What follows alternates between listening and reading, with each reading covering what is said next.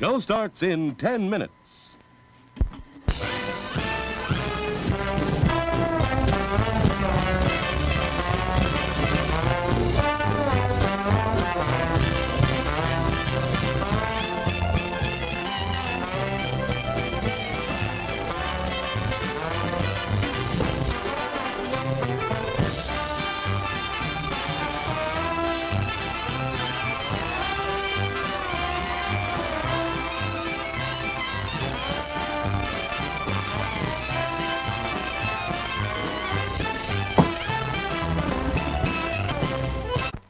What is it? Say, what is it? Hey, why it's Buttercup.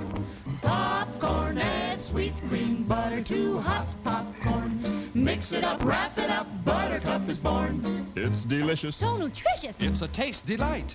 It's so munchy, crisp and crunchy. You'll enjoy each bite. Eat butter-drenched Buttercup popcorn at its best. Served in a king-size cup. It beats all the rest.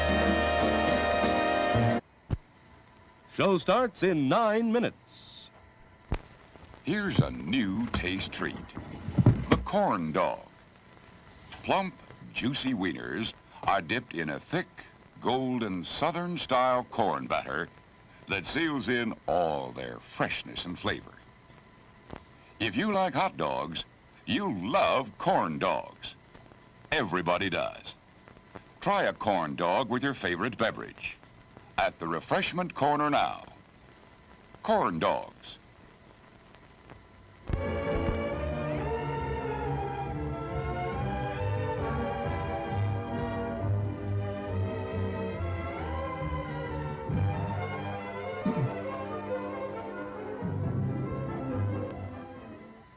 Show starts in 8 minutes. Today we're interviewing a stomach. Hello there. What is life like as a stomach? Oh, boy, it was humdrum. I mean, until what's-his-name discovered Tony's Pizza. Tony's Pizza? Yeah, I was suffering from the pizza cravings until Tony's came along. Crispy crust and zesty sauces. Wow. And so now... What's that? Another pizza craving. Just thinking about Tony sets it off. Oh, where are you going? He's going to get a Tony's Pizza, and I follow him anyway. Does your stomach send you pizza craving signals? Oh, wow. Tony's, the Pizza Cravers Pizza. Available at the concession stand.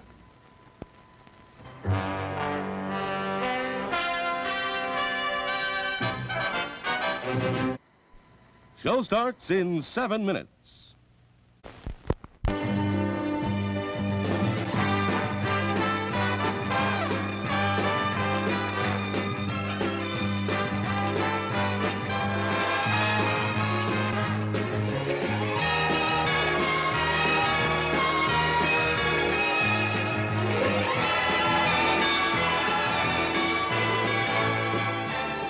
It's refreshment time, folks. Taste that beats the others cold. Pepsi pours it on. Taste that beats the others cold. Pepsi pours it on. Yum, yum. It's a meal in itself. Our all-meat super dog. Enjoy one now. Show starts in 6 minutes. Men, there's a drive-in movie full of juicy people. Wow! It's a trap! Help! It's Pick! We've had it, men. A pleasant aroma for you, but not for mosquitoes. Pick is easy to use. Light it and forget it. Pick's aroma keeps mosquitoes, gnats, and sandflies away. Pick is the best protection for barbecues, fishing and camping trips, or just relaxing in the yard. So if you don't want our company ever anywhere, just light Pick and see what I mean? Bye! Pick is on sale at the refreshment stand now.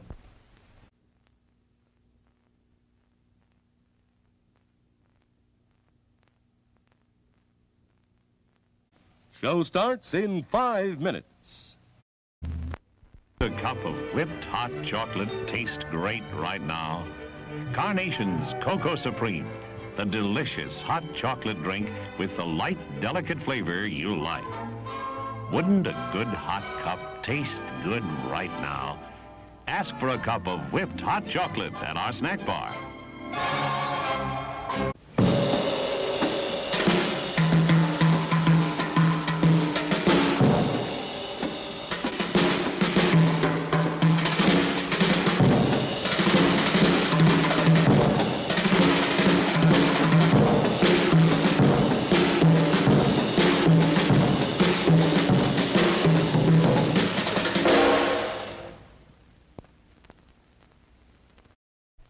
Show starts in 4 minutes. Yum, yum. It's time for a tasty and refreshing snack.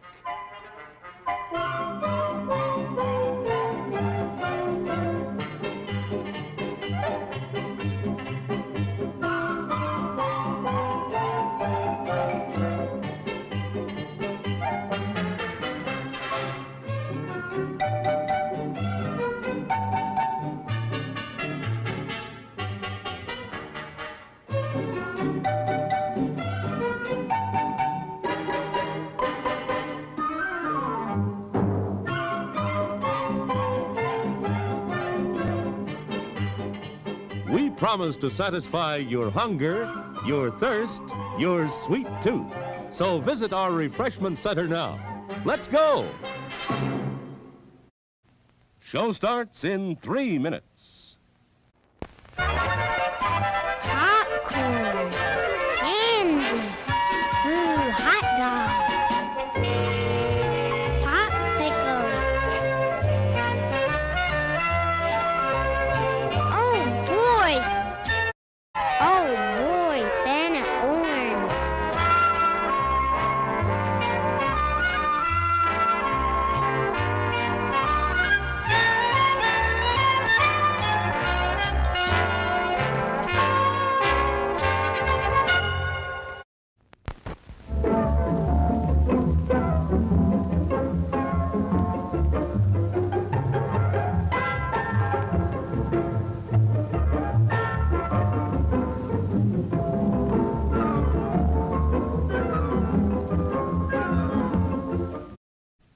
Show starts in 2 minutes.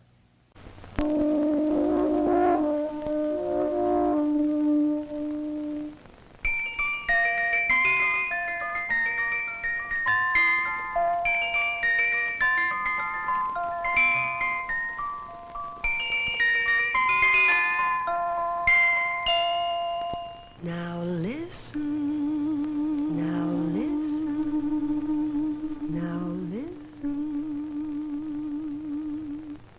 I'm the Dairy Queen, won't you come with me along the milkshake way? I've got lots of good surprises, fresh and yummy for you every day. There are malts and shakes and sundaes too, whenever you stop. And of course your very, very favorite, the cone with the curl on top. You don't have to just dream about Dairy Queen. Your favorite Dairy Queen treat is a refreshing reality at your nearest Dairy Queen store.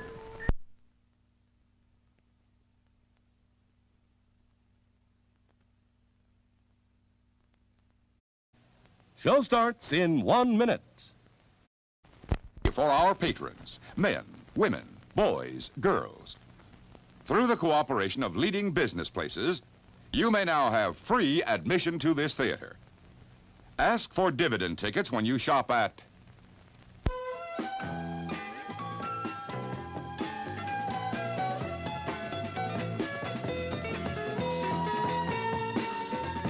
Wait, what? Kids' tickets at the liquor store?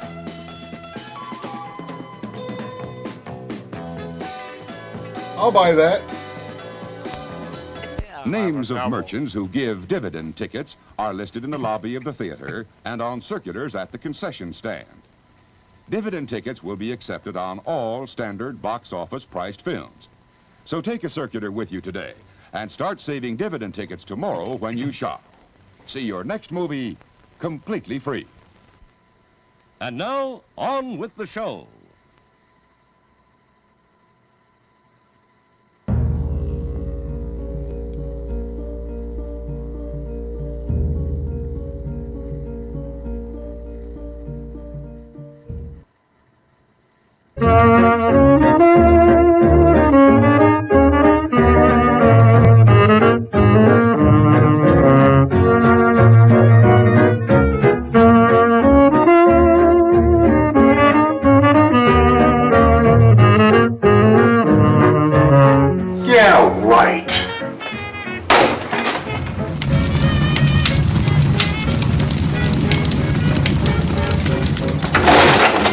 I think I'll take the long way.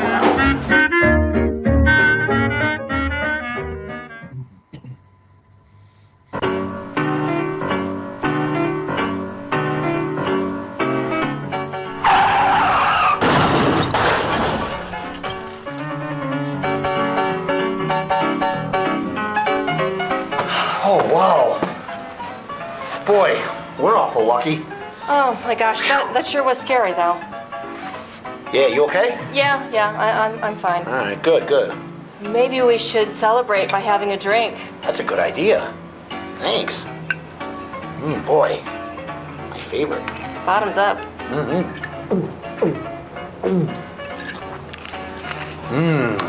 Here you go. Oh, go ahead, have another. You sure? Oh yeah. Okay. Here's looking up your old address. Why don't you hold on to this? Sure. Why aren't you gonna have any?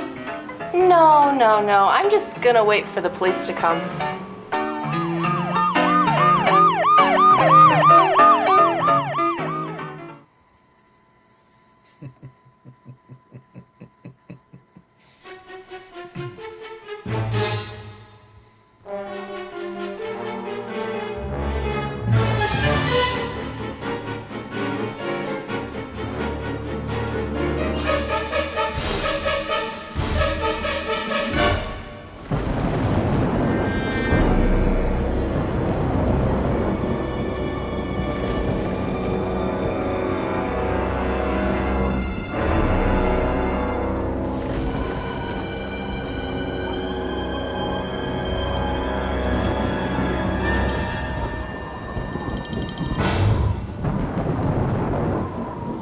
Bud Abbott and Lou Costello nervously pace the interior of the immense castle.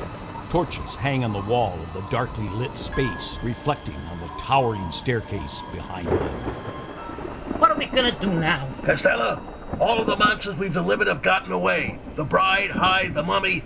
We've got to find them and get them back to the museum before McDougal finds out. Say, after we get the bride back, what's next? After we get the bride, then Hyde. After we get the bride, then Hyde? That's right. Hyde where? Could be anywhere. Hyde anywhere? Certainly. How about in the forest? No, I don't think you'll find them there. Who? Hyde. Why do you keep telling me to hide for? Why should I hide? I'm not telling you to hide. I'm telling you hide. Hey, Abbott, do you want me to hide or what? You're not hiding anywhere. What I'm trying to tell you is he's not in the forest. Who's not in the forest? Hyde. Where? In the forest. There you go again. You just said to stay out of the forest. That's right. Then hide where? Could be in the laboratory. Okay, hide in the laboratory. First place I'd look. If it's the first place you'd look, what's the use of hiding there? Now, there you go again with the hiding. You said that after we find the bride, then hide. Where? Like I said, the laboratory. Hide in the laboratory? That's right. Okay, so we hide in the laboratory. Now, what's the matter with you? Now, look, when I say hide in the laboratory, I don't mean that you hide in the laboratory. I mean hides in the laboratory. Look, when you say hide, you don't mean hide in the laboratory, you mean hide in the laboratory. Now you've got it. No, I don't even know what I'm talking about.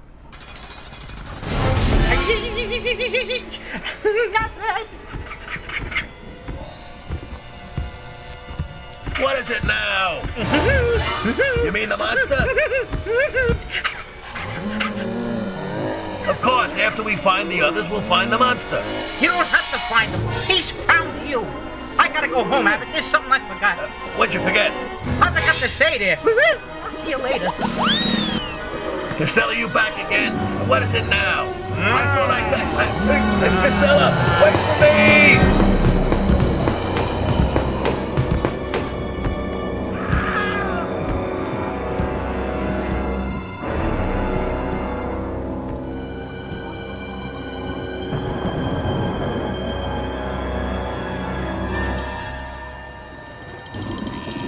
Got another feature. Go anywhere.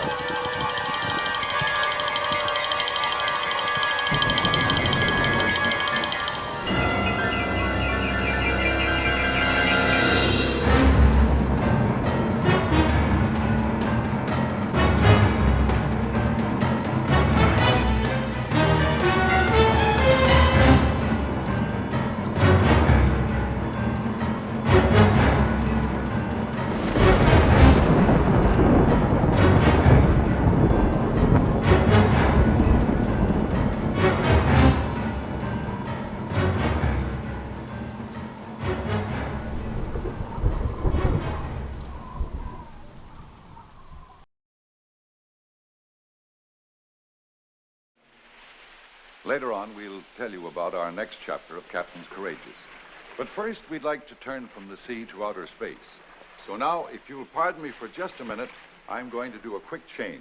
Slip into my spacesuit, grow the quickest beard on record, and together we'll be off to the year 2200. Just in time to meet the next flying saucer making a 3-point landing on the Forbidden Planet. It may surprise you to learn Forbidden Planet is the title of a new MGM picture. In it, I play Dr. Morbius, Anne Francis plays my daughter, and Leslie Nielsen and Warren Stevens are among the Earthmen who invade our planet.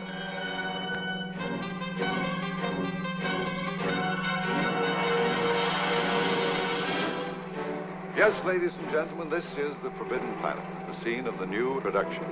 But we have other things on this planet besides Earthmen and a robot. We have a force, an evil force, a monster. It comes one night to the spaceship. Powerful, horrible, invisible.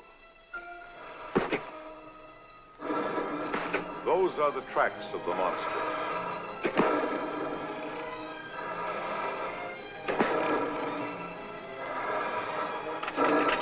And those are solid steel steps bending beneath its awful weight.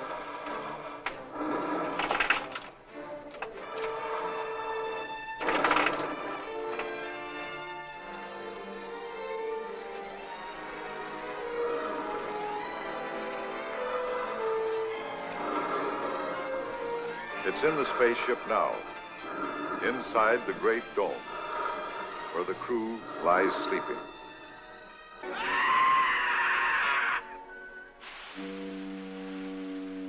From the super stratosphere and the year 2200, we come down to Earth again, or rather down to the sea, where we can look into the somewhat nearer future, meaning next week. After a moment, we'll show you something of what Captains Courageous holds in store for you. Presently, we'll show you some tense and heartbreaking moments in next week's concluding episode of Captains Courageous. But first, let's journey into the world of tomorrow and to that strange star of the 12th magnitude, Altair, the Forbidden Planet. You remember that's the picture I told you about last week in which I played Dr. Morbius, Anne Francis plays my daughter, and Leslie Nielsen and Warren Stevens are among the Earthmen who invade our planet. Now, right here is where I do my quick dissolve into a beard and a spacesuit before I introduce you to Robbie the robot. Ladies and gentlemen, the robot of the Forbidden Planet. Now, these are his eyes. These, his ears, tuned in all directions to receive the slightest sound. And this is his brain. Robbie, turn right. Turn left. Now back to the front. Robbie, tell me, can you speak? Yes, Dr. Morbius. What languages?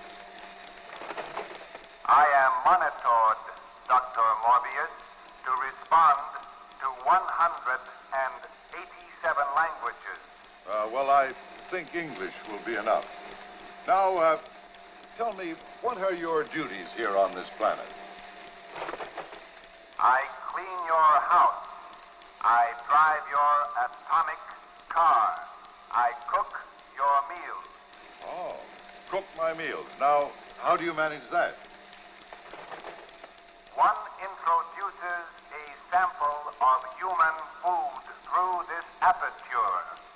I have inside a small built-in chemical laboratory where I can analyze it. Later, I am able to reproduce identical molecules in any shape or quantity. Very good. Now then, tell me, who built you? You, Dr. Morbius. Thank you. And 50 MGM technicians for the picture Forbidden Planet. Yes, Robbie, but when I want a commercial, I'll ask for it. Now go over there and shut yourself off. Yes, Dr. Morbius. But don't go away. We want to talk to you later on. Ladies and gentlemen, that is our robot, a housewife's dream. He's been very good on the set, done everything we've asked him to do. But I sometimes wonder, when we've finished work on stage 27 and Robbie's here alone, when the technicians have all gone home and the machinery is shut off, is he really off? Or does this machine which we have built, this complicated metal being, does it really have a brain? I sometimes wonder. Forbidden planet. Forbidden planet indeed.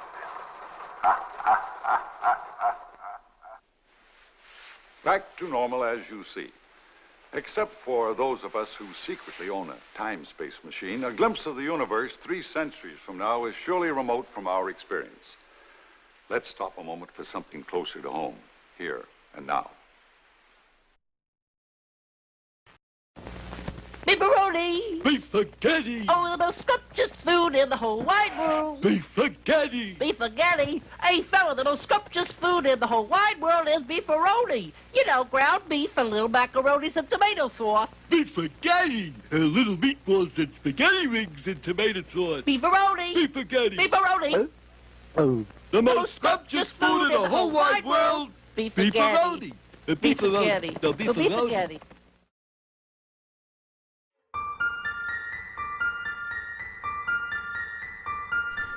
Man resides in the brightly lit realm he assumes to be reality.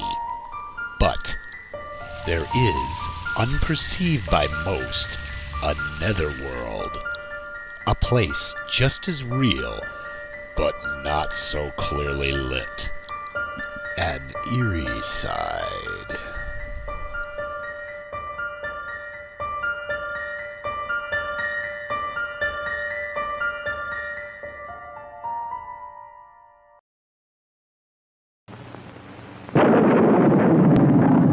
I need this world. From millions of light years away, I approach your planet. Soon my spaceship lands on Earth. I need your world. I feed fear, live on human hatred. I, a strong mind without flesh or blood, want your world. First, the unthinking, the birds of the air, the animals of the forest. Then the weaker of men shall all do my bidding. They shall be my ears, my eyes, until your world is mine. And because I see your most secret acts, you will know me as the beast with a million eyes.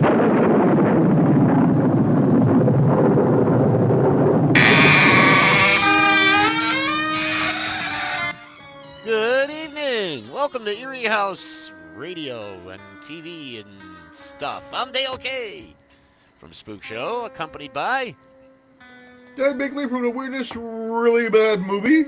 And we're back again. It's our new format. I hope you're enjoying it. Yep, and we want to welcome Daryl, good old Bob, Movie Man, Dark Creatures.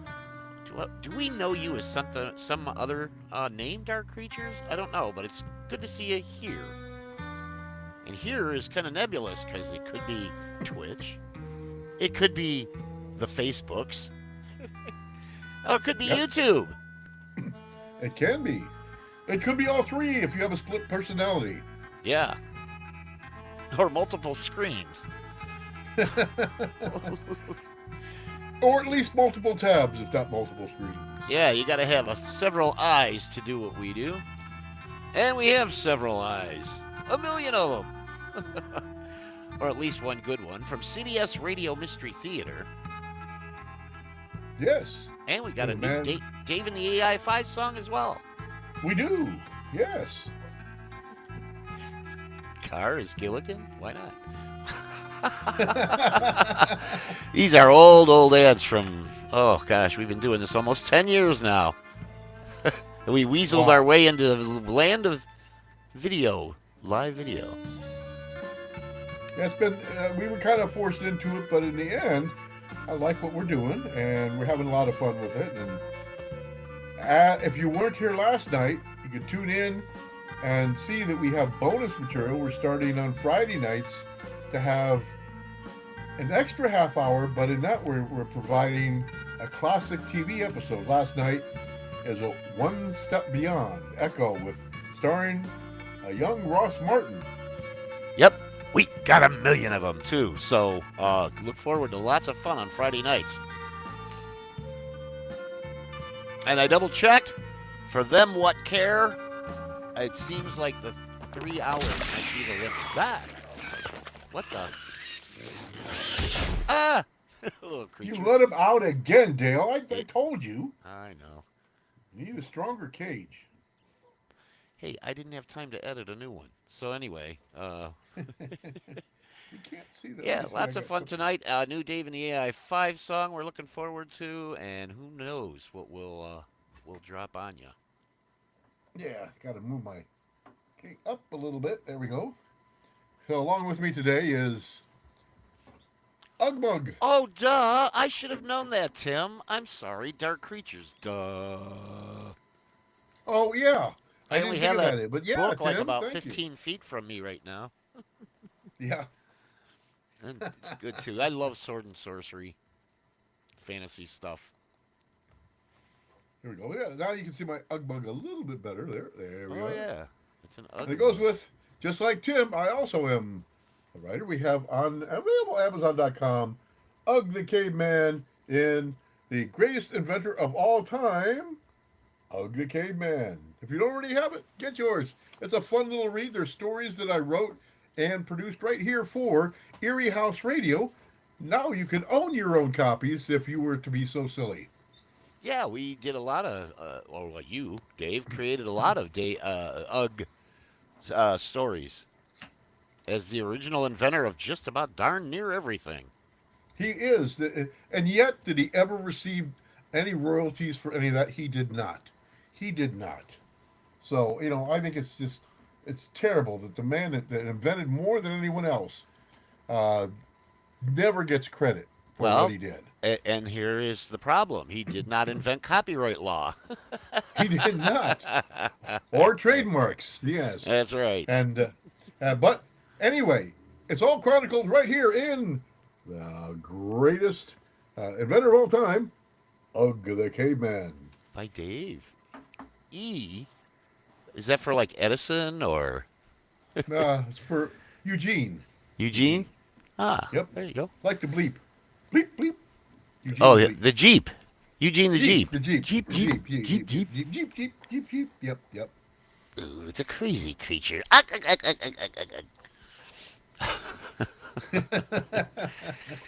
That Jeep kept popping up everywhere, didn't he? He did. He's So magical. Of course he did. So what do we got in the way of radio tonight? This one's a little later in the run for CBS Radio. It is. And matter of fact, this is in the last maybe even half a year of it. We have the man with the X-ray eyes. Really didn't have X-ray eyes. He was a psychic. But this was a Tammy Grimes hosted one. And I hate to put down Tammy Grimes, but I think good friends with High Brown, obviously. But I think he could have gotten a better voice for that. Because I guess part of the reason I'm not as crazy about Tammy Grimes is because I have a hard time sometimes understanding her. And even, I think a lot of the fans aren't crazy about him either because she doesn't get the best recordings a lot of times. So, hopefully she's a tremendous actress. Don't get me wrong. I just don't think personally, that she was right for the CBS Radio Mystery Theater. But along with tonight's episode, we have Lloyd Bautista, who I love in these shows, Court Benson, and none other than the amazing Herman Munster, Fred Gwynn, once again. He shows up in quite a few of these. He does. Well, remember, he was so pigeonholed by television that he really didn't get a chance to do much of anything outside of Herman, the Munsters reunion type things. And he hated doing them, but they kept throwing so much money at him, and his wife would say, just take the money. That's right. And this particular episode was written by... Probably yelled at him like Lily. Yeah. Bryce Walton was the writer of this particular episode, and I also think they needed more, some more writers in there, because I think the stories, the productions were fine, but sometimes the stories were a little tired towards the end. Some of them were. Now, there's still some really good stories there. I don't want to put it all on Tammy Grimes, but I think some of the writing on some of the stories was getting very similar and stuff. So it's I think this is one of those that's a good story, and looking forward to sharing this one here tonight. Yep, and again, the title is The Man with the X-Ray Eyes. It is episode 1360 and comes to us from August the 12th of 1982. AD, no less. Yes. This is CBS News Radio 78, WBBM Chicago.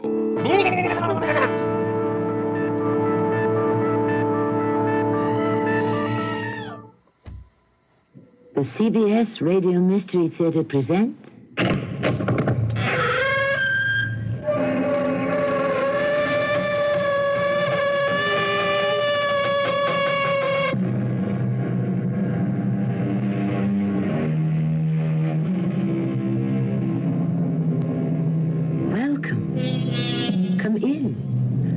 Tammy Grimes.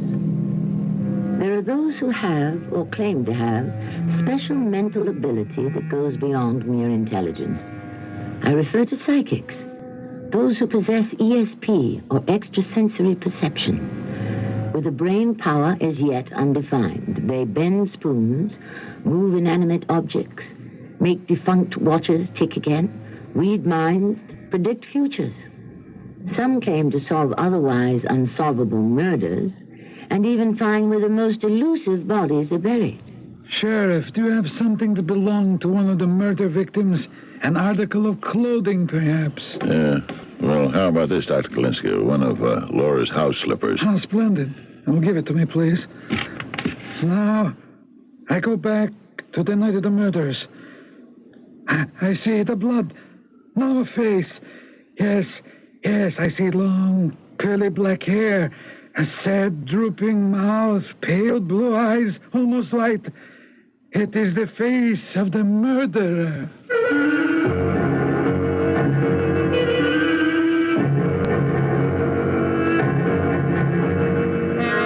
Our mystery drama, The Man with the X-Ray Eyes, was written especially for the Mystery Theater by Bryce Walton and stars Fred Gwynne. I'll be back shortly with Act One. What do doctors recommend to avoid constipation? These days, doctors stress the importance of fiber in the diet, food fiber that helps the system regulate itself naturally. Metamucil is the laxative made from natural fiber, no chemical stimulants. So for occasional constipation, doctors recommend Metamucil more often than any other laxative. Try Metamucil powder or pre-measured packets of Metamucil Instant Mix, regular or orange flavor. Read label and follow directions. What's red and gold and tastes like summer? Nectarines. Summer fruits, it wouldn't be summer without them. It's peak of the season for fresh nectarines. Fresh from the trees, taste them and see. Juicy and sweet. California nectarines are beautiful right now. Nature's way of smiling. Sunshine on the trees, especially. Nectarines. Sponsored by the growers of California summer fruit. Life got tough, they say, but you roll up your sleeves, build a better day. Household Finance is backing Harlow Puce. You get out there and you look and you can't see nothing but the contour of the ground. There's a mystique for Harlow about the land he farms. The solitude, there's just something about it. Make the most of every chance, and we're backing you all the way. Household Finance. hardships, you don't have those things.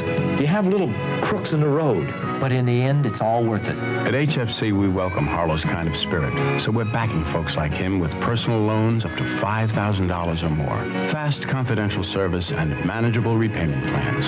If you're working for a better life, you're the person we want to back at Household Finance. We're here today, giving folks a chance, backing you all the way. Household Finance.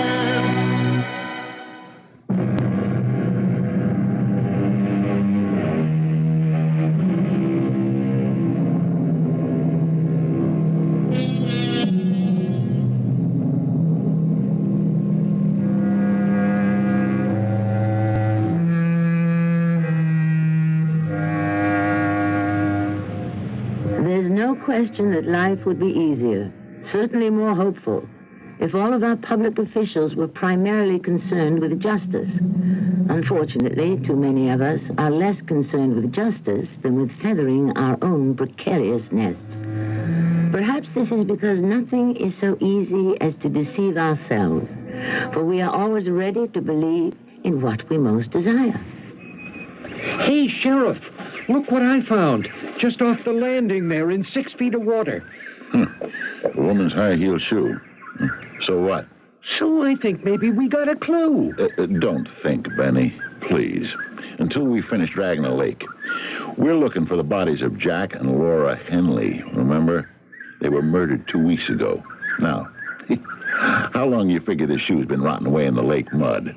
Well, quite a while, I guess. Yeah, at least a year, right? Well, I don't want to see any more of this junk, okay? Bodies. You understand? Bodies or nothing. Any bodies, Sheriff? What? Well, I mean, we might bring up some other bodies besides the Henleys. There's no telling how many been murdered and dropped into this old lake. It ain't true, you know, that a dead body always comes to the top. It isn't, huh? No. Would some just settle down in there or drift around looking for a place to rest? Benny, please. Just drift back out there and make with the grappling hooks, okay? And start working your search pattern over toward the west shore. Yes, sir, Sheriff. Drifting around down there, looking for a place to rest. Oh, boy. Good morning, Sheriff Vonley. I've seen better. Yeah, nothing like a double murder to dampen a nice summer day. Especially when you can't find the killer or the bodies. I'll find them. Yes, you will. Yes, indeed. Oh, I'm Alan Decker, County District Attorney. Yeah. Seen your picture a lot since you decided to run for State Attorney General. It's a future that doesn't look as good as it did before the Henley killings. The road ahead doesn't look too smooth for you either, does it? What do you know about it? Well, that Stu Buffy, head of the Lakeville City Council, has handed you a rather grim ultimatum. Get a handle on these murders or you're fired. You left out the worst part. What's that? I've got 1 week, no more, to do it in. I'm only one man. And you need luck, breaks, time. They can't set a limit of 1 week on a baffling murder. They don't have a choice, Sheriff, and you know it. In 1 week, summer vacation time officially opens. The city folk, the summer people, descend upon us. I know all that, but... Only how many summer people are going to show if you've got a psychopathic killer loose and on the prowl? Okay, none. Visitors will be scarce as hen's teeth. Without summer visitors to feed on, it'll starve. It won't live through the winter. By next spring, it'll be a corpse, a ghost town. Well, I can't rustle up a murder on demand. You have to do it, Sheriff. Or maybe you're not a survivor. Don't care about going down the drain. But I do. And I'm going to find us a murderer. Maybe you're figuring on working a miracle. Yeah, you could call it that. Yeah, well, I don't believe in miracles. I believe in anything that works. Now, you don't have time to work this case by ordinary means, so we must use extraordinary outside means. Okay, Decker. What are you getting to? Dr. Jason Golinska. Galinska? Right. You know, the psychic. Yeah, I know. I've seen that fraud on television.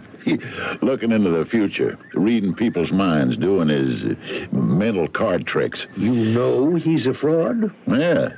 Galinska's a con artist, making big bucks off of fools who... Hey, don't tell me you believe in this ESP malarkey. A lot of people do, Sheriff. Decker, you're not serious about this character. His specialty is solving crimes, and he gets results. Decker, I was close to Jack and Laura Henley. Grew up with them. They're dead, butchered. And I'm here dragging this lake trying to find whatever may be left of them. I don't want to hear now about some science fiction joker coming in and turning this thing into a magician's act. There's some kind of a freak sideshow. Galinska worked for the Austrian Institute of Criminal Telepathy. Yeah. He worked with the Vienna Police Department. He solved 36 criminal cases out of 40. On the TV, they call him the man with the X-ray eyes. That isn't funny? Now, listen, I've got affidavits here from the Vienna Police. You bring in a TV magician, poking around. It gets a big play in the media, right? And the clown strikes out, draws a blank. Then we're funny, Decker. We're the laughing stock. It won't happen. And while we're being funny, our killer's still running around loose. And he gets restless. He decides to work out again with his butcher knife. Oh, Galinska's smart. He's too smart to promote himself a shot of bad publicity. He comes in on this, he won't bomb. Forget it. I won't buy it. And now, if you'll excuse me, I'll just get back to doing my work by ordinary means. Well, I've already bought it. What? Dr. Galinska's agreed to take the case. He'll be here before noon. You would do this? Bull in on my case? Take over? Not even give me a call or anything? No, I'm telling you now. I don't like it. You don't have much of a choice. Anyway, what have you got to lose? You've been on this for weeks now. No evidence, no clues, no witnesses, nothing. Not even the bodies. If Galinska digs up something, you're the winner. And if he doesn't, well, you're back to square one, where we're standing right now. Yeah, except it's a week later, and I'm fired. Exactly. So I guess I'll have to go with Galinska. Or take the week off. But you'd better cooperate, Sheriff. And I hope you do. We've got to find a murderer. Yeah. So, I'll pick up Galinska at the airport, and we'll meet you at your office in an hour.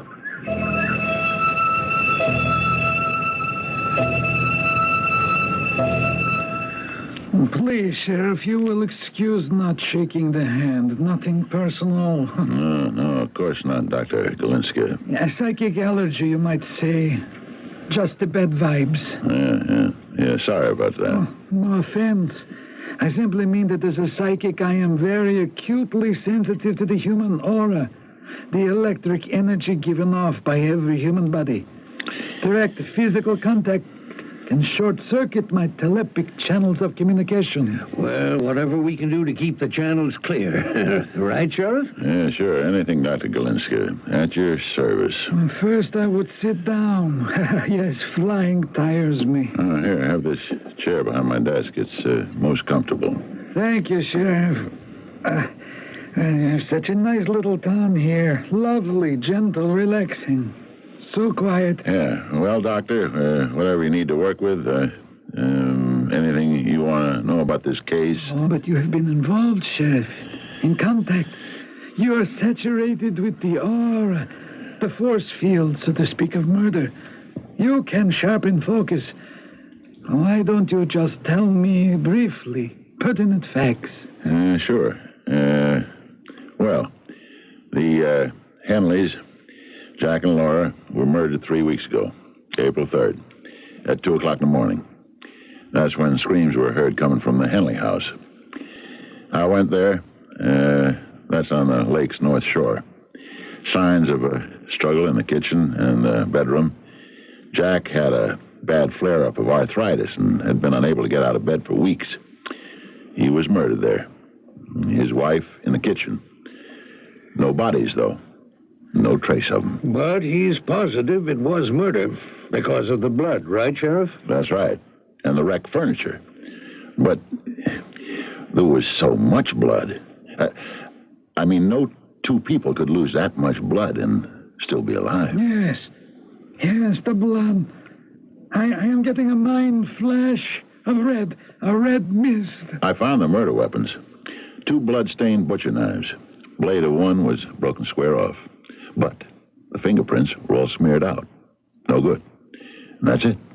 No clues, no bodies, no witnesses. One of Pat Shriver's bloodhounds sniffed a trail down the lake. That's why I've been dragging it, but I haven't found anything. Do you have something that belonged to one of the Henleys?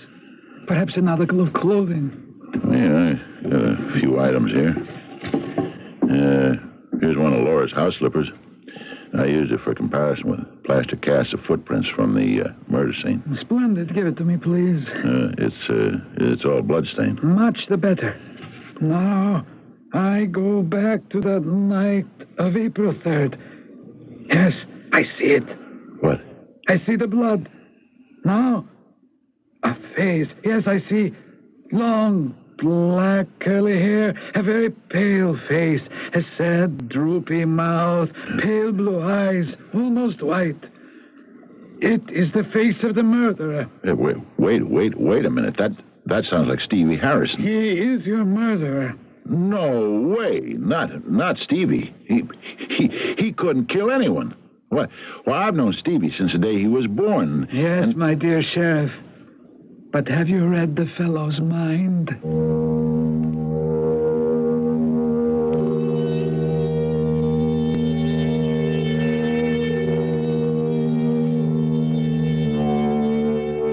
A man with telepathic talents might easily determine your or my guilt by simply probing our mind. Or by probing the past, actually seeing a murder done. Easy with that probing. Seems so simple, so convenient, yes? But testimony from a psychic is not acceptable evidence in our courts of law. Justice demands the same old tried and true facts and proofs of guilt.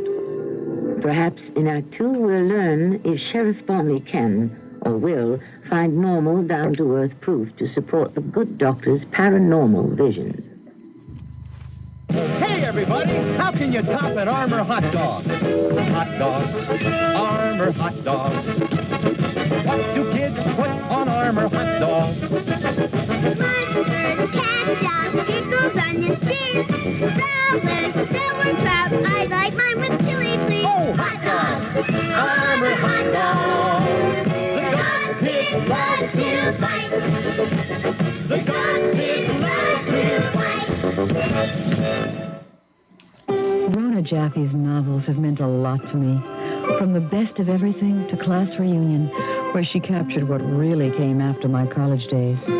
That's what Rona Jaffe's new bestseller, Mazes and Monsters, does for today's college students and their parents. It's a novel about all the secrets generations keep from each other. One reviewer says Mazes and Monsters is better than anything else Rona Jaffe has ever written. Mazes and Monsters, a new Dell paperback you don't want to miss. Sometimes dead is better. I was just waiting for that.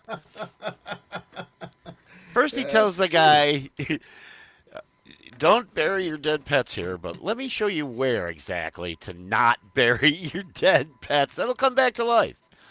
Okay. Yeah. Question the logic there, but pretty good episode here, Dave. Yeah, I think that Fred got more chance to expand himself a little bit more in the movies than he did back on television.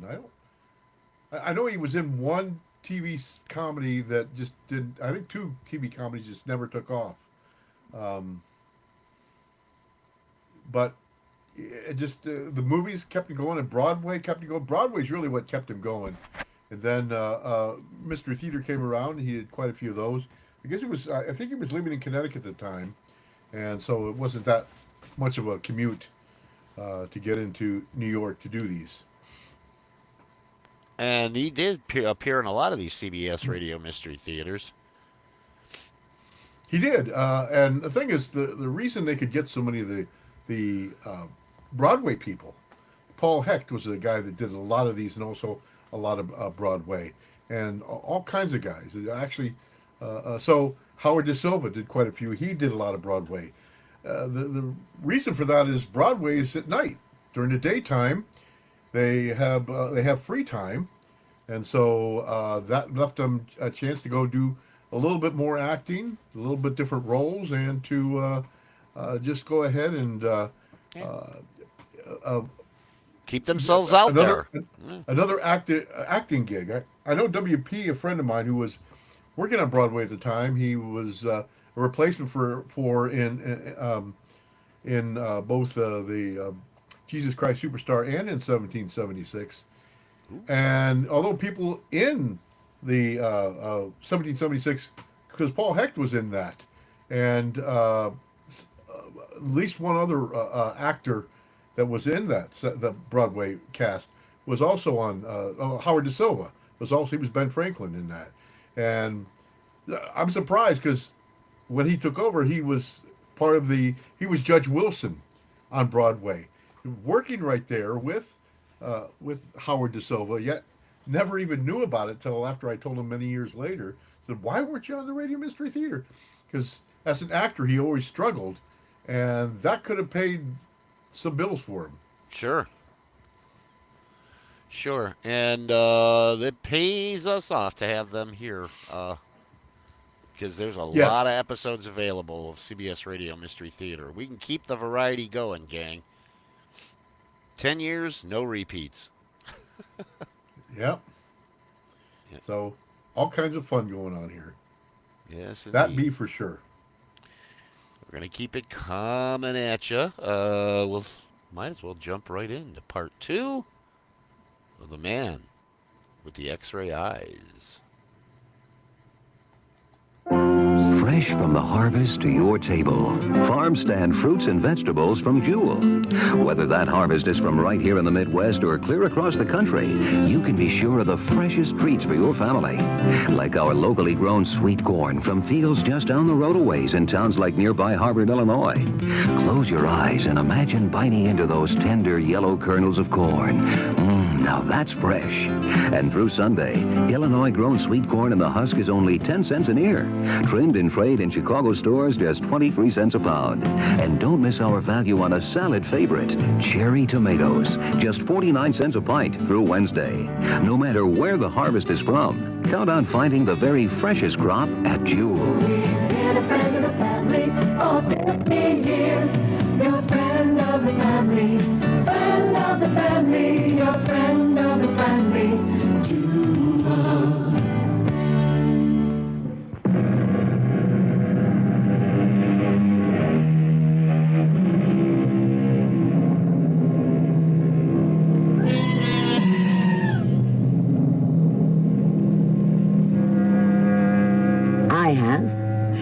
Sure Sheriff Bonley has been given very serious thought to this matter of solving crimes by extrasensory means. What a wondrous power Dr. Golinska seems to possess.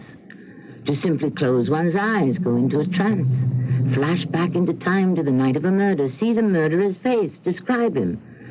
However, as with so many other new discoveries, telepathy might create more problems than it solved. It might even create more criminals, and of a far more formidable and extraordinary kind. I am tired, so very tired. Doctor, you actually saw Steve Harrison there, his face?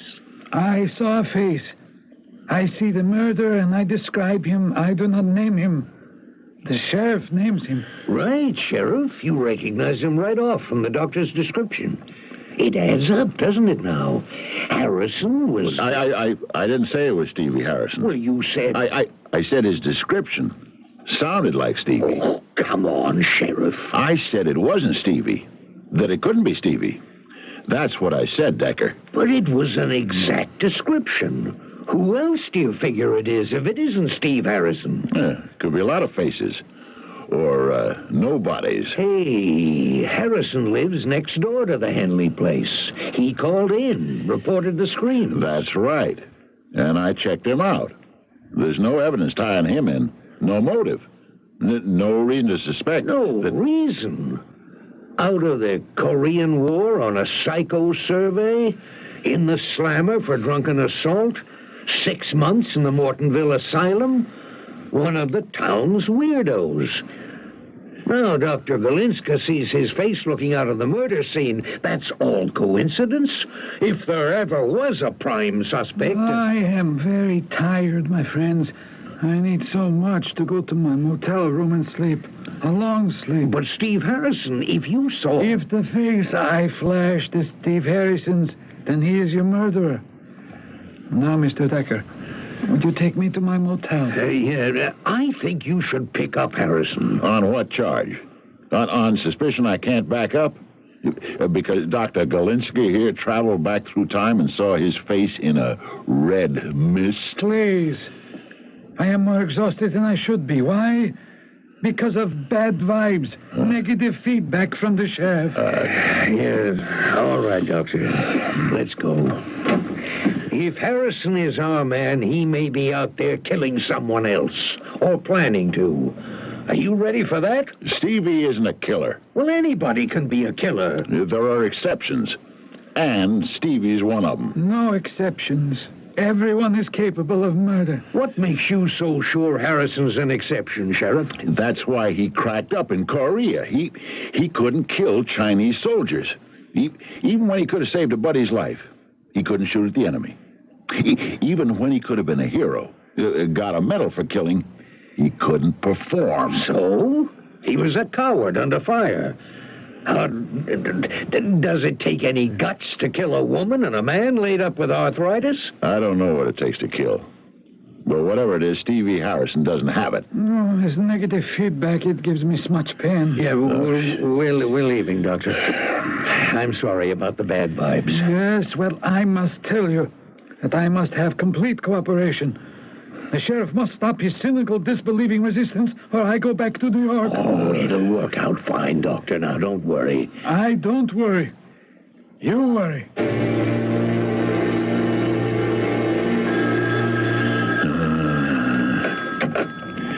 Sheriff Bonley speaking.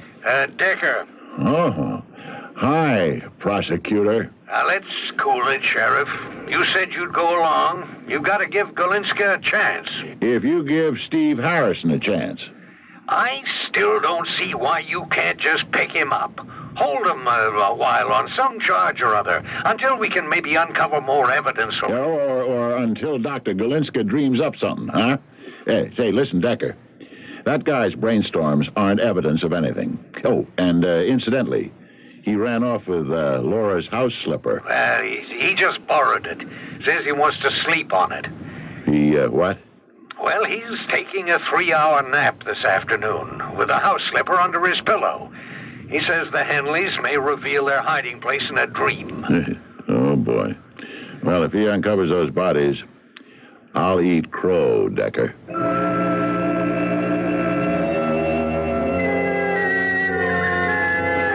Hey, Stevie. Huh? Sit tight now. We have to do some talking. Oh, you want to talk? Is Bill Bonley my old friend, or Sheriff Bonley? Both, Stevie. Bill Bonley first. Well, then sit a while, Bill, and share a brew. Yeah. Haven't been down here on the old pier since we played hooky. Spent a free day fishing for mudcats. You caught a string of fish. Yeah. I caught poison ivy, remember? Yeah. I'm glad I remembered you saying this would be a good hiding place if we were ever in trouble. Boy, it'd take anybody who didn't know a month of Sundays to find you. Well, who else is looking? Nobody. Yet. What's that mean? It means first, you gotta get back home, Stevie. Anna's worried sick. Come on, we'll talk on the way. Oh, Anna's not worried. She gave up worrying about me. Gave me up. I don't blame her a little bit. Anna called my office. She seems real worried to me, Stevie. Pride. Pride. Anna puts up a front, but she doesn't care anymore. And I'm getting out. I'm going to California someplace. I'm running out. Running's my style. I found that out and the mud of Yalu. I told you what happened at Yalu, didn't I, Bill? Yeah, Stevie, yeah, you did. And you shouldn't have run away from Korea a long time ago, but you're not running away now. Not until the Henley murders are cleaned up. Why not? Because you're under suspicion, Stevie. Running, would look like an admission of guilt. I see. You're the sheriff again now, huh? No, Stevie. It's Al Decker, the county DA. He's in here bird-dogging this case. Got a psychic investigator with him, named of Dr. Galinska. See, Al Decker's here to nail down a killer. And he's already looking hard at you. Galinska? A telepath? Lord, Anna's into that. Goes to seances every week, says she talks to her dead brother. You believe in that stuff, Stevie? I don't know what to believe in anymore, but about anything. Especially me and the murders. What about you and the murders? Something you haven't told me? Just that ever since that night, I've had these awful dreams. Yeah, about what? About blood, dead people, and I'm running away from it. Cops in black cars are chasing me, gonna kill me for doing something bad, something real bad.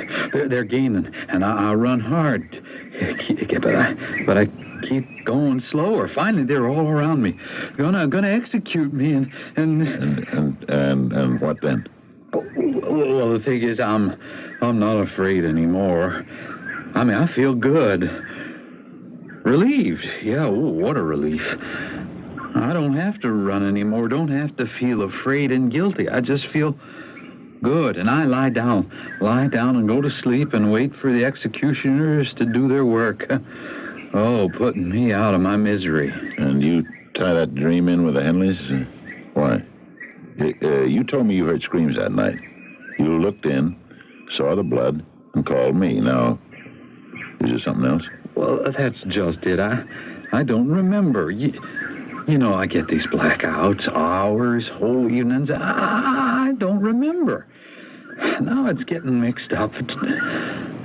Just when I heard the screams, I've been walking, but I don't remember where or for how long and what I was doing when I heard the screams. I think, but I'm not sure. I was around the Henley house before that. Maybe looking in the window. And then these dreams. Come on, Stevie. On your feet, huh? Let's go. Okay, but I don't remember. Listen, Stevie. Listen real good. Decker and this television magician will have to come down here to look around. And they're going to ask you and Anna a lot of questions. I don't care, Bill. I'm tired of running. Listen to me. You don't have to answer any of their questions. And I don't want you to.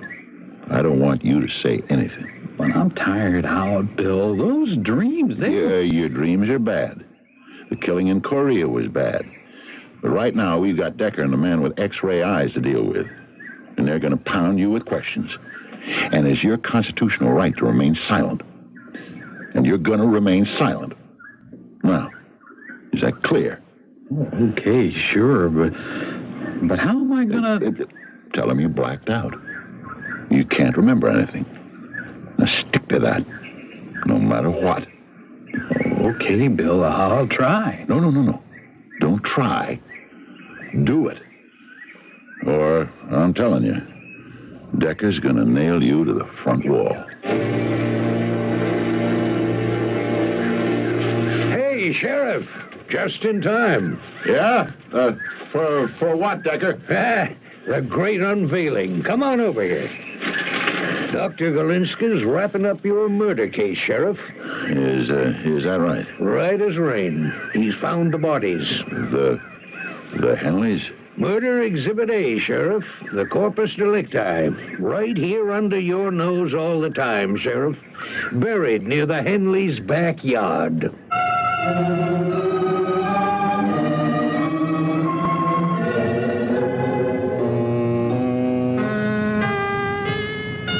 Remarkable, yes? But frankly, if I possessed supernormal power, I'd prefer to uncover buried treasure than bodies. And I must confess that even if a telepath could catch a murderer and find bodies by extraordinary means, I would not consider it at all the sporting way. It's really a matter of personal taste. Such tactics would put an end to all the crime stories we have come to know and enjoy, including this one. I'll return shortly with Act 3. Saturday on CBS TV, it's Little Lord Fauntleroy. An unemployed father is forced to become a poacher to support his starving family, and tragedy strikes when he seriously injures one of the stable boys.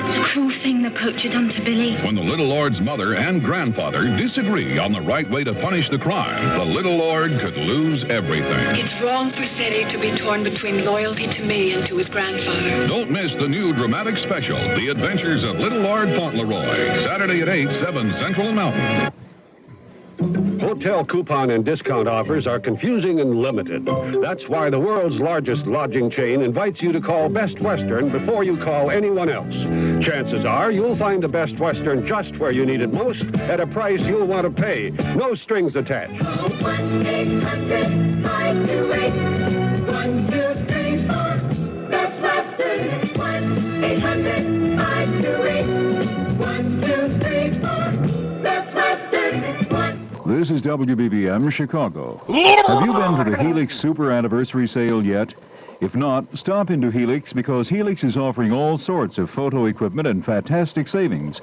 Even the most popular 35mm SLR camera ever, the Canon AE-1, is on sale. The Canon AE-1 is compact and extra easy to use. It features automatic exposure with full manual override, shutter speeds to 1,000th of a second, and a bright viewfinder for easy focusing. It also accepts the full line of sharp Canon lenses and Canon accessories. During the Helix Super Anniversary Sale, you can get a Canon AE-1 with f1.8 Canon lens for just $194.95. The Helix Super Anniversary Sale runs through August 15th, so stop in at the Helix nearest you first thing tomorrow. Helix, downtown at 325 West Huron, in Lake Cook Plaza, Deerfield, Yorktown Center, Lombard, and now in 3 First National Plaza. You can also win free tickets to Marriott's Great America from Helix. No purchase necessary, 16 or older to enter. Entry deadline, August 22nd.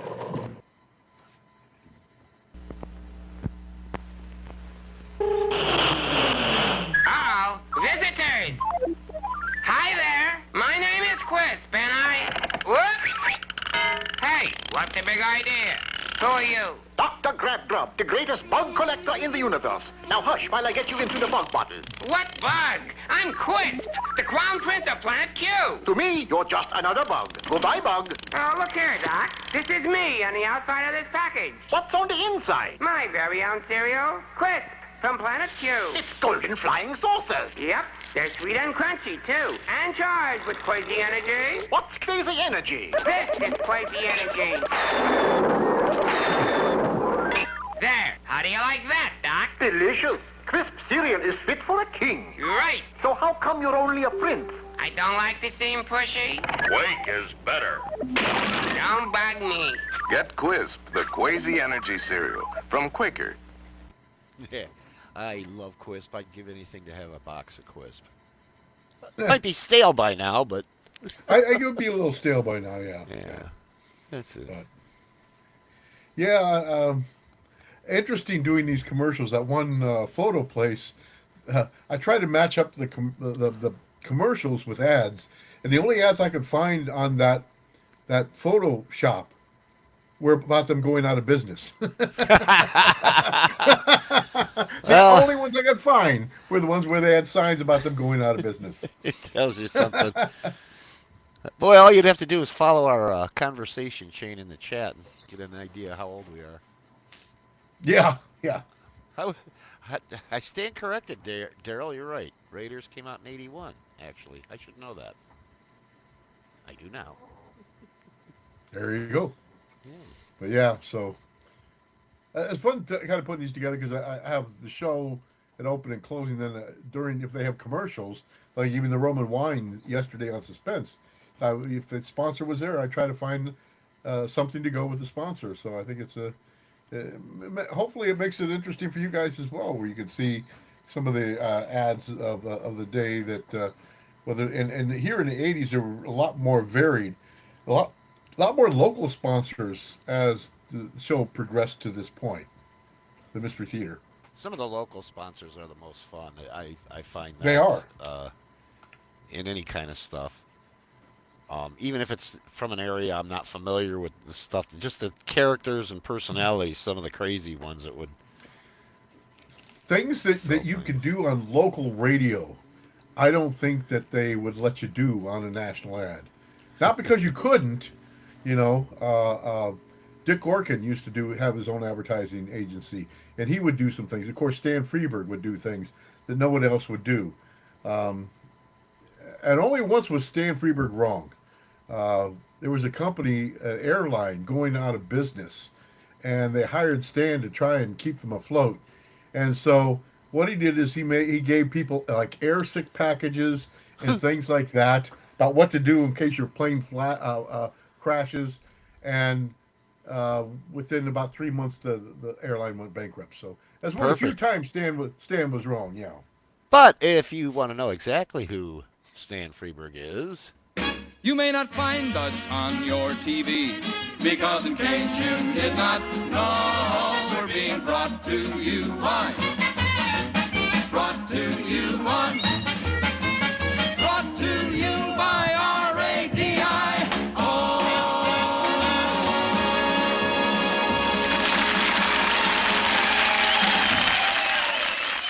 wow, stuff is actually working today, Dave. There we go. Did you replace some of the files or? No. Well, I'll have to. There's a couple things I got rid of because I thought they were faulty or something else, but that's okay. We're learning, gang. We're learning this get up. Yep. So, Dave, you're gonna put your eye out. Yeah, my Red Ryder BB gun up top there. You can see it was a Christmas gift. Never took it out of the box. It's probably worth more that way, but that's okay. I think I see them come out about every Christmas now. In Northeast Ohio, that movie was so much taken to heart. Well, because they filmed about around 30% of it right here in Cleveland, and the rest of it they did up in Toronto, I think. But and although the movie's about a place in Indiana, there you go. Yeah, wasn't the parade done in our downtown area? The parade was done down there. The window, everybody running to the windows. The story, the house that they lived in. All the shots on the outside, and one scene on the fragile scene on the inside, and fragile, yes, the major award. It's French, and part of the reason that was shortened like that, the word was shortened, because the box was too big to take into the house that way. So sort of like the chair I got from Temu, my recliner. The box was so big it wouldn't fit it, so they had to take out a few boards and close it back up again in order to get it inside the house there. That house still exists and has been turned into a museum, and actually you can spend a night there. Dale, as you recall, I called in for one night of Eerie House from the Christmas Story house. Yes, you did. Oh gosh, that was quite some time ago. Yes, it was quite some time ago, but I did call in from there, and so it is there. I'm sure it's they have across the street. They have a big house which is actually a store, and one of the places where they did a lot of their some of their food stuff was right across it. There's a bar across the street from there, in that little neighborhood bar, and they did some stuff in there, shot some stuff in there as well. So, nice. If you're in Cleveland area, you got to go see the Christmas Story house, because, like I said, the people of Northeast Ohio have really taken their hearts to that story. We have embraced it. Yes, we have, and with good reason. So, hey, and with good reason. If you're watching us live on the Twitches, you can just flip on over to Gar the Ghoul's channel at 8 o'clock when we're done here. Yeah. Yep. Quick little... Glad to know that we found out what happened. It involved an automobile mishap, not an accident or anything. No. Glad It was... the car's okay. But, yeah, it was a flat tire. And And I told him it wasn't all flat, just the bottom part. He didn't think I was very funny. Well, So I just had to remind him that although it was a bad experience, it could have been worse. It could have been here in the winter. That's true. That's true. And you know, a guard really doesn't drive to that many places. He finally went out and drove and had lunch with an old friend of his. When he got outside to his car, he had a flat tire. That'll teach him. Was stuck for 2 hours for AAA to come help him out, and then moved on from there. Yep.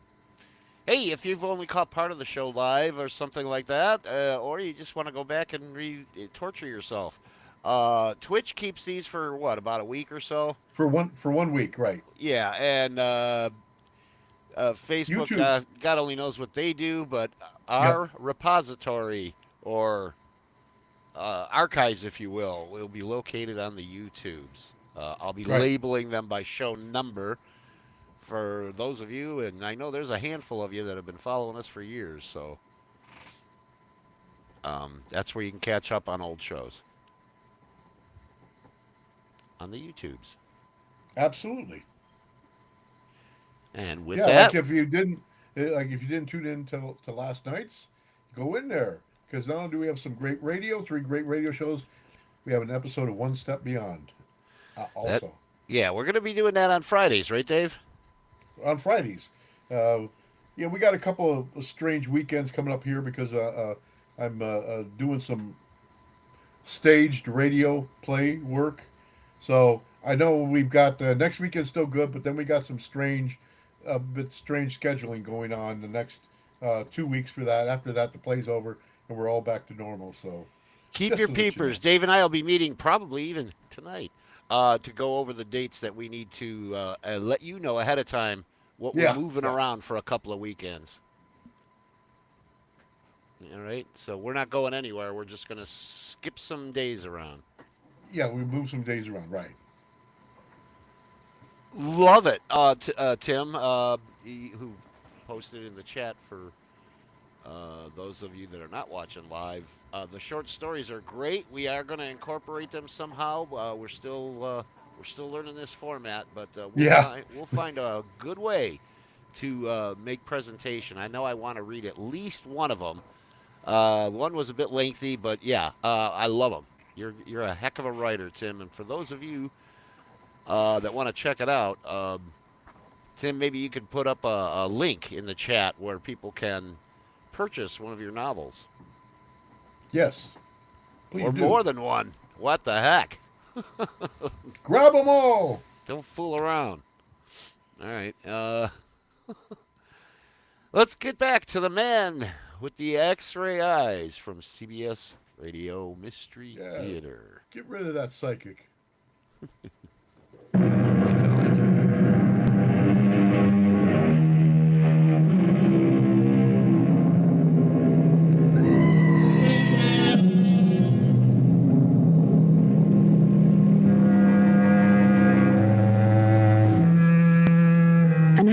Films, on the television or on the stage, in opera and ballet, and even in home movies, is, we hope, entertaining.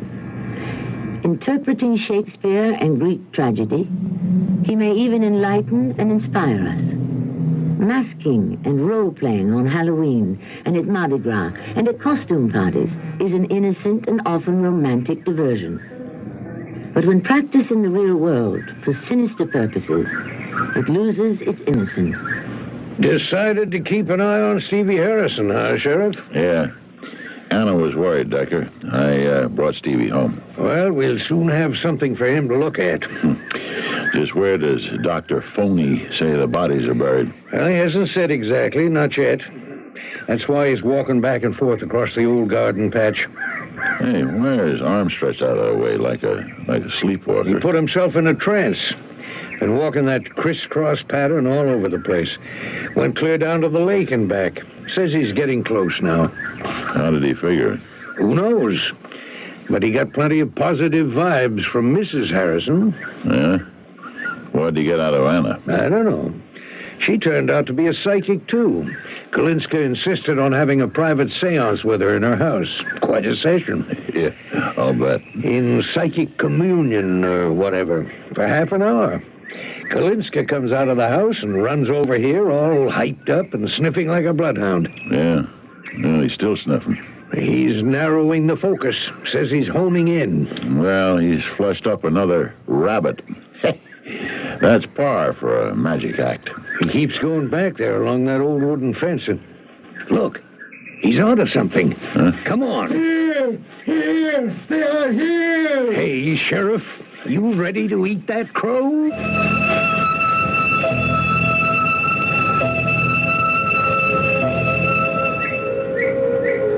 I am back here on the night of April the 3rd. I see a man. A murderer. He comes out from the back of the Henley house into the moonlight. Over his left shoulder, he carries the body of a woman. He drops the body on the ground. Here, he pulls up weeds, throws rocks aside. He uncovers rotting boards. He rips the boards away, revealing an opening. Yes, he has uncovered a very old, abandoned dry well. He drops the body into the well. Oh, he goes back to the house, returns carrying a man's body, and drops that into the well. Now he replaces boards, rocks, earth, weeds over the opening. Here, right here is the old well. Dig here. He's right. Look, here's a layer of rotten boards. See this, Sheriff? Yeah, I guess I do. And how about this, Sheriff? Doesn't this look like an opening, an old well? Yeah, it sure does. Wouldn't be any mistake about what's piled up down at the bottom of the well either, would there, Sheriff? There wouldn't be, no. And what do we find here, under these boards, gentlemen? Let me see that. Pendant. On a broken chain. It looks like an old coin of some kind. It is an old coin. Chinese. Looks like Chinese writing on it. It is Chinese writing. Wait a minute. Except on the back here, his initials. An S and a H. Sheriff, you think maybe the initials S and H might stand for Steve Harrison? More than likely. Harrison wore this pendant? Yeah. It was given to him by a buddy of his who got shot in Korea, in Yalu. Maybe you noticed he wasn't wearing it these past 3 weeks, eh? I didn't notice that he was or wasn't. Carrying the bodies out, their weight broke the chain. That's an explanation. I suggest that Mr. Harrison be brought out here. We need to confront this evidence. Such a shock.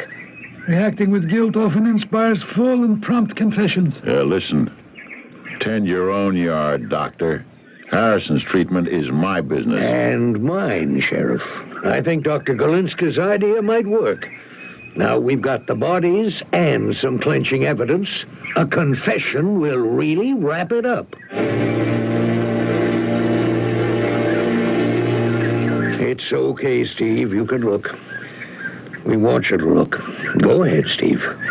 Your observation may be very helpful to all of us. Why, that looks like Laura's face down there. And there's another face. You recognize that one, Steve? I think that's Jack. Yeah, Jack. What are they doing down there?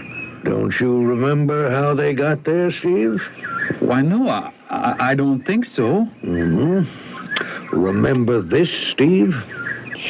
Sure I do. My old buddy Ollie used to wear that. We found it right here under these boards, Steve. Remember losing it here, Steve? I don't think so. I remember the chain breaking. Couldn't wear it anymore till I got it fixed, but You lost it here, Steve. You lost it that night when you brought Jack and Laura out here and dropped them down there.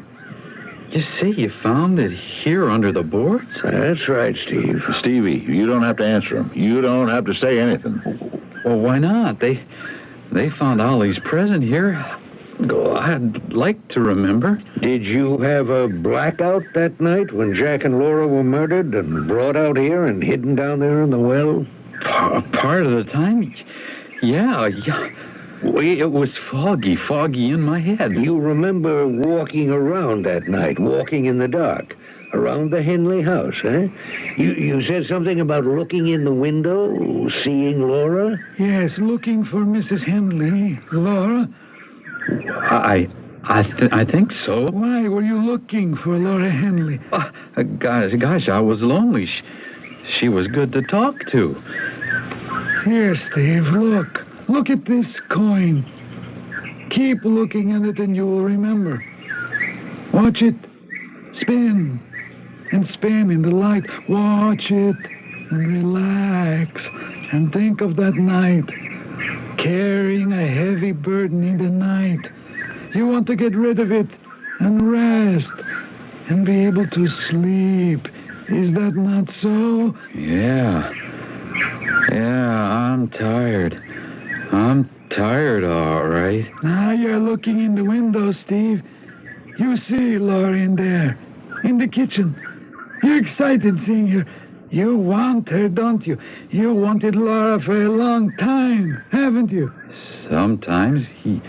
Yeah, I guess so. Mostly I wanted her to be my friend. She was pretty, wasn't she? She excited you and you wanted more than friendship, didn't you, Steve? You went in, but something went wrong and Laura began to scream. You tried to shut her up, but she kept screaming, and she fought back at you. You had to do something to stop her screaming. You were afraid, and you saw the butcher knife. I remember a knife. You will feel so good, so relieved when you tell us the truth. How you killed him. Tell us, then you can rest, sleep in peace. No more nightmares, no more fear and loneliness. You will be free.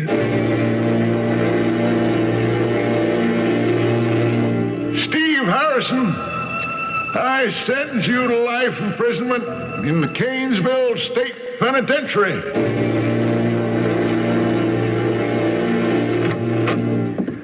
Well, good to see you again, Sheriff. What brings you to the city? Steve Harrison. You still carrying him around your neck? And in my conscience. You know what conscience is, Mr. State Prosecutor. You saw the evidence, Sheriff. You heard him confess. I said Stevie wasn't guilty. He wasn't. And he isn't. He had a fair trial. He was sentenced by an honorable judge. Sentenced by a psychic quack, a greedy DA, a greedy wife, and a sheriff with wet spaghetti for a spine. Whatever else you've got on your mind, please be brief. I'm already late for an appointment. All right.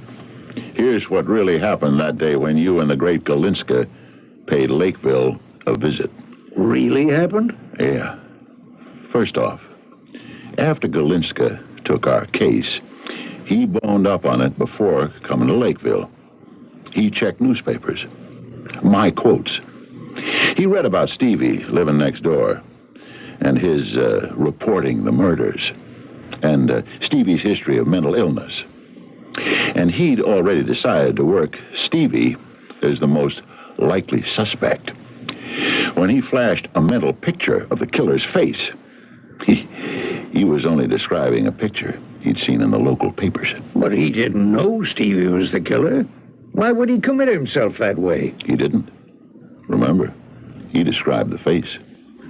You began pumping Stevie up as the killer. But he found the bodies. You can't... Yeah, well, Galinska spent half an hour with Anna Harrison in her house. He left knowing where the bodies were buried. How did he find out? Well, don't ask me. I'm no psychic. Neither am I. Neither is Galinska. The way he knew about the bodies, Decker, Anna told him. Anna told him? Anna told him. Well, she was psychic, too, when she and Galinska... Anna isn't psychic either. She knew where the bodies were because she put them there. Oh, come on. Are you trying to tell me how it really was, Decker? How do you know? Anna told me. Dropped by my house the other night.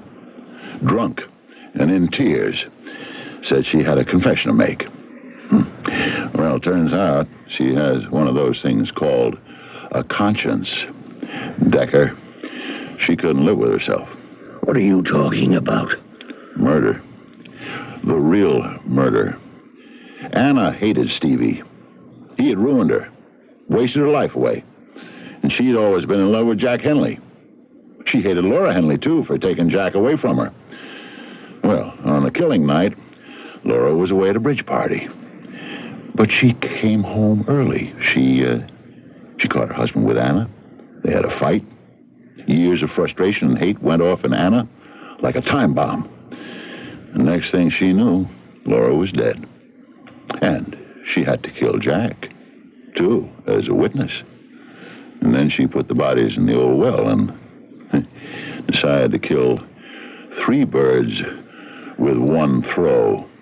Blame the killings on Stevie, and she'd be rid of him, too.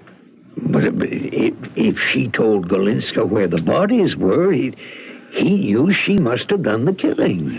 She was a self-styled psychic, too, remember? She told Golinska she'd had a dream. Saw the bodies in her dream. Well, whether Golinska believed that or not, he knew Stevie was still a better mark than Anna. So what about Stevie's pendant? Chain broke a week before. Stevie left the pendant in the house. Golinska saw it when he was in there having his talk with Anna. Palming off that pendant was no problem for a magician. Here's Anna's confession, Decker. All typed up neat. There, on the bottom, her signature. Now, you're going to phone the governor and tell him to send Stevie Harrison home. Or what's left of home. Yes. Looks as if that would be in order. Decker. Something else. See there?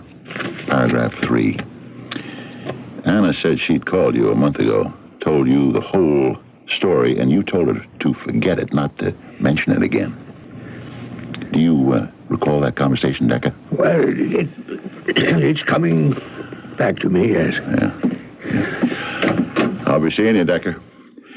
Say, listen, come on up to Lakeville sometime. Why? The town needs a dog catcher. And we aren't too finicky about who does that kind of work.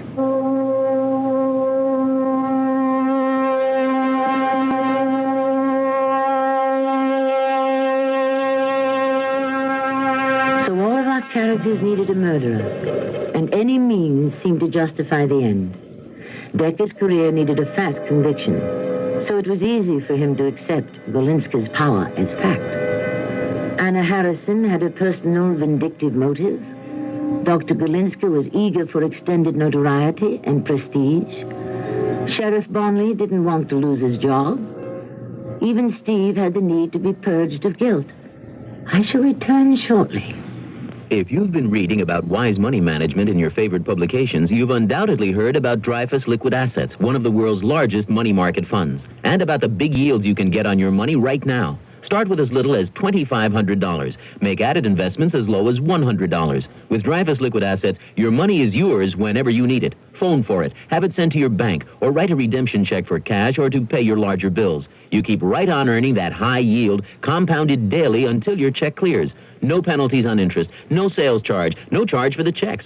It's so simple, sensible, convenient. But find out for yourself. Call toll-free 800-228-5000 for free information and a prospectus, including management fee, charges, and expenses. Read the prospectus carefully before investing or sending money. Discover how Dreyfus Liquid Assets can help you get the lion's share of today's high money market rates. 800-228-5000. Toll-free 800-228-5000. When you shop for school supplies this fall, look beyond the usual array of books, paper, and pens. Hi, Pat Summerall to suggest you look to True Value hardware stores where you'll find practical supplies for students on the go. Like the Westclox Travel Alarm, now only $4.99. The Sharp 8-digit pocket calculator for just $8.99 saves time with classwork and personal budgeting. And the Northern 1250-watt Pro Pistol hair dryer is a great quick grooming aid at just $9.99. Get all these values at participating True Value hardware stores and home centers. And now, ladies and gentlemen, a musical medley of toe-tapping heart songs. Everybody dance. Heart of my heart. It's funny. After all the songs written about the heart, you'd think we'd learn to take better care of it. This message brought to you by the American Heart Association, who ask you to tell those you love to take better care of it. Brought to you by the American Heart Association, who ask you to tell those you love to take better care of their hearts. The American Heart Association, we're fighting for your life.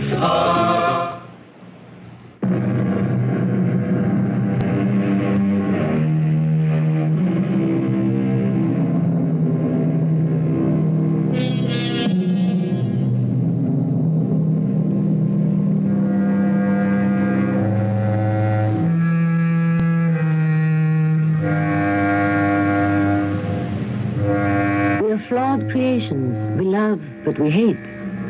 We build, but we destroy. We want truth, but often prefer to live by lies and illusions. We cherish freedom, but barter it for a handful of security. In short, we are ambivalent, even tragic, creatures, lonely, frightened, guilty. Yet despite all this, we can hear the call of conscience. We can still be heroes. Is not this eternal conflict the core of being human? And isn't it the stuff of high drama?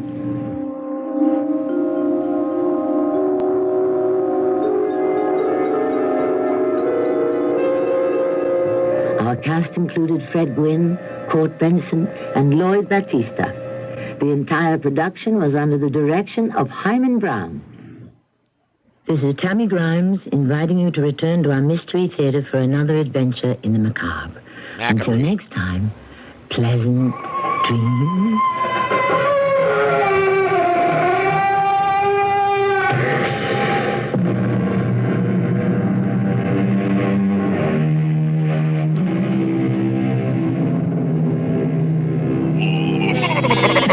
Radio.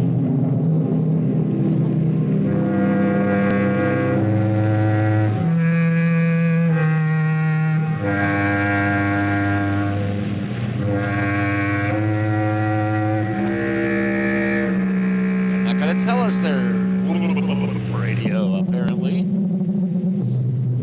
I said it twice already in the show. It's never enough. Never enough for me. Is it ever enough? I don't know. What do you think, Dave? Did we learn anything at all?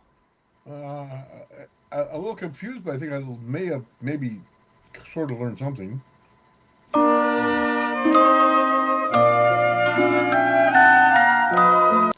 Eerie House Radio proudly presents a garless moral of the story.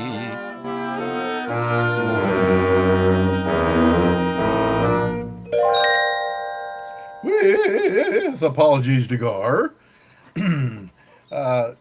Never trust a psychic, because even though they think they know all, and they might know all, they don't tell all or tell the right story. That's as far as I could learn from this story here. Well. Oh, yours didn't. You're still not working on that. Okay, fine. Here we go. There we go. Thank you, Dave. That one just didn't want to play for me, so I don't know what to tell you.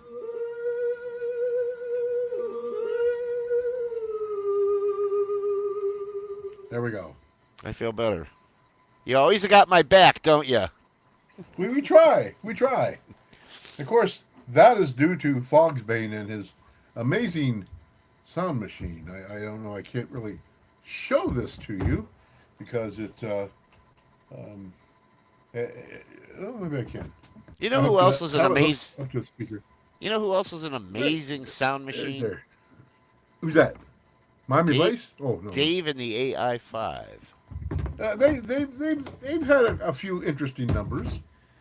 Yep, and he's got one for us tonight. It's called The 100 Eyes of Benny. And with any luck, it'll play for us.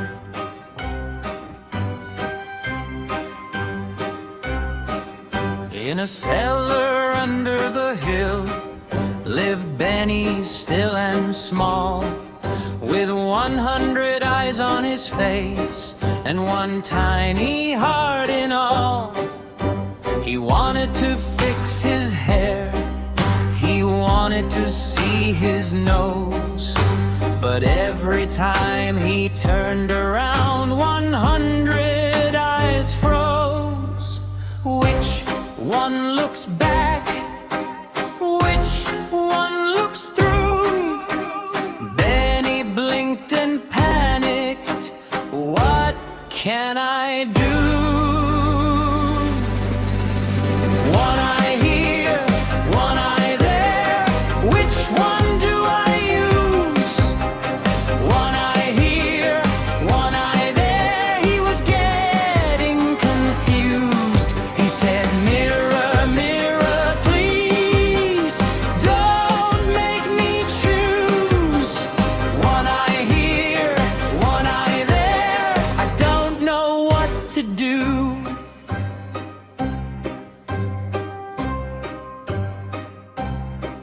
He strolled to the berry stand. The pigeons flew away. He waved at a puppy dog. The puppy would not stay. A cat saw all those blinking lights and shot right up a tree. The baker dropped his bread and said, that thing is not for me. Which one looks back? Which one looks true? Benny sighed so softly. What can I do? One eye here, one eye there. Which one do I use? One eye here, one eye there. He was getting confused. He said, mirror, mirror, please don't make me choose. One eye here, one eye there. I don't know what to do. Then down the lane came old Mr. Green with a cane and a bent-up hat. His spectacles were thick as jars, and he squinted under that. He peered at Benny's 100 eyes and grinned with pure delight. I can barely see my tea, he said, so you're my kind of sight. One eye here, one eye there. Which one do I use? One eye here, one eye there. He was getting confused. He said, mirror, mirror, please don't make me choose. One eye here, one eye there. I don't know what to do. So Benny brought him pears and bread, and Mr. Green brought jokes. They sat on the steps at dusk and laughed like friendly folks. You can pick my way, said Benny, if I ever need to know. The old man said, I miss half the world, but I never miss a show. One eye here, one eye there. Now he knows the use. One eye here, one eye there. He doesn't feel confused. Mr. Green says, look at me. You don't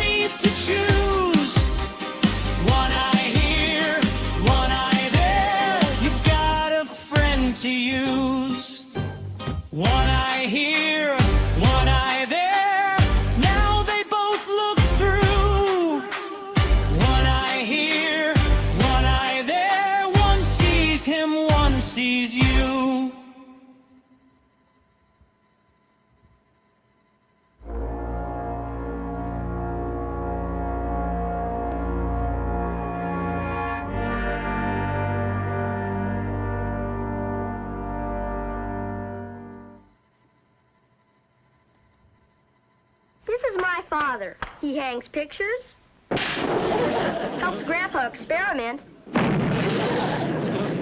helps Mommy with the cleaning. Where does he get his go? From me. I lend him my Cheerios. Daddy says they're the greatest thing since bat wings. Mommy says they give him protein and stuff. Give your father some go.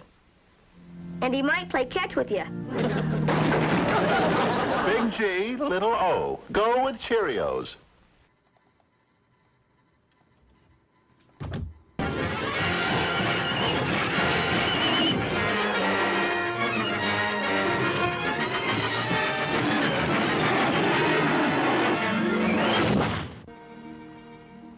I'm just another trouble. You told me not to come on the boat. Good night, kid. Good night. Ah, that's what everybody thinks who's never been there.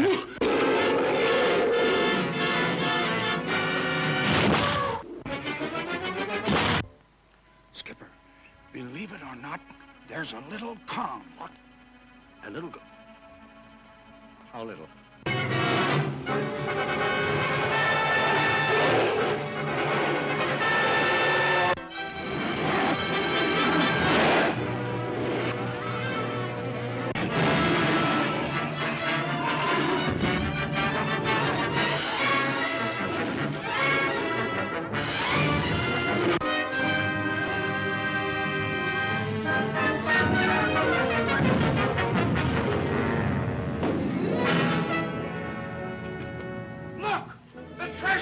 The treasure of the island!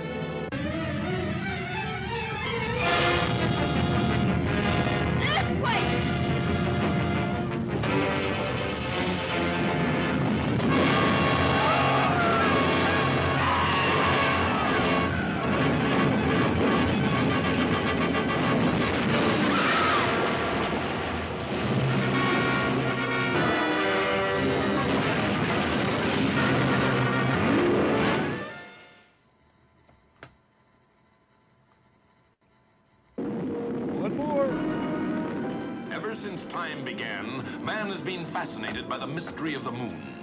But over 60 years ago, writer H.G. Wells anticipated the shape of things to come with his fascinating adventure, First Men in the Moon. The story of the first men to bridge the 250,000 miles between heaven and earth. This is how it began. This is a solemn moment in history, mankind. We're off!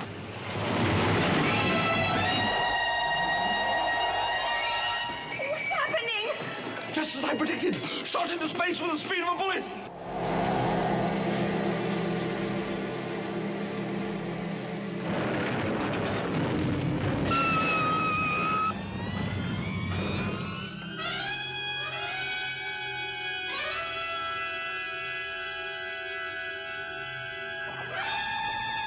First Men in the Moon. An experience unparalleled on the screen as two worlds meet and clash. Come on! Help me, come on! First Men in the Moon. Starring Edward Judd, first human to set foot on a strange new world in space. Martha Heyer, the first woman to experience the indescribable dangers of this other world. Stay away from there or I'll shoot! Lionel Jeffries, who discovers an empire beyond imagination.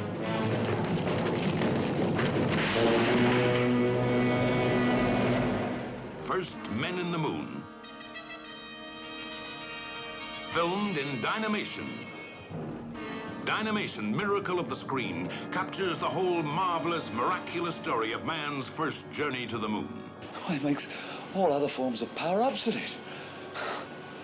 That's why they're getting their power from sunlight. You will discover human ant-like creatures H.G. Wells called selenites, and giant gastropods. Come and run! Fearsome moon monsters to be hunted and killed.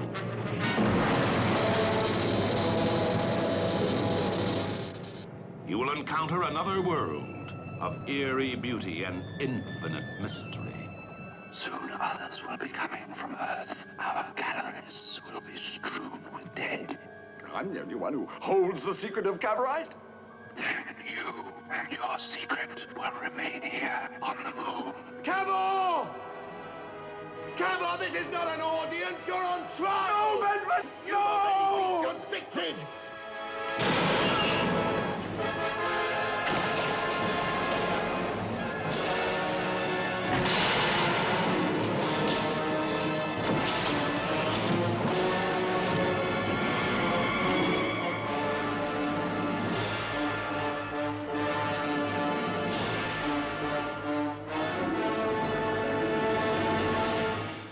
I loves me some Ray Harryhausen. Yes, I do. Dave, what's going on next week? I think you're wanted. In surgery, no less. Well, maybe he doesn't know. Yeah, your microphone was off there. And let's just see if something works here. Here we go. Can you see me now? Can you hear me now?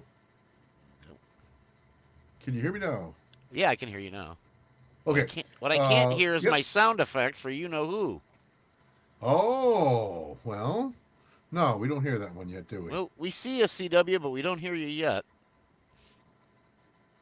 And it looks like your mic is on. You can jump right in when you can. Next week, it's surgery time, isn't it? Yep, we get surgery with night surgeon from the night surgeon and suspense and Crisis. What was the other one? Crisis. Yes. Crisis. Yeah. Night Surgeon, of course, is a South African show, and then next Saturday it's CBS Radio Mystery Theater, and we're all going under the knife. Yeah, we are going. Yes, we are. So it'd be a lot of fun. Shall we have our classic TV episode a surprise, or shall we tell them? Let it rip, Dave. Well, for our classic TV episode, we're going to have an episode of The Whistler, starring Lon Chaney Jr. Ooh, there's not a whole lot of him on radio either. No, but he did some television. He did some television. And he'll be doing it here. You got about exactly 1 minute to flip on over to the other Twitch channel for Horrible Horror, starring Gar the Ghoul. Yep. Yeah. So with that, good night, and thanks for joining us, everybody. Daryl, good old Bob, Tim, Dark Creatures, and Movie Man. The castle lights are growing dim. So there's no one left but me and him. And when next we meet in Frankenstone, don't come alone. Get your hug. Can you dig it?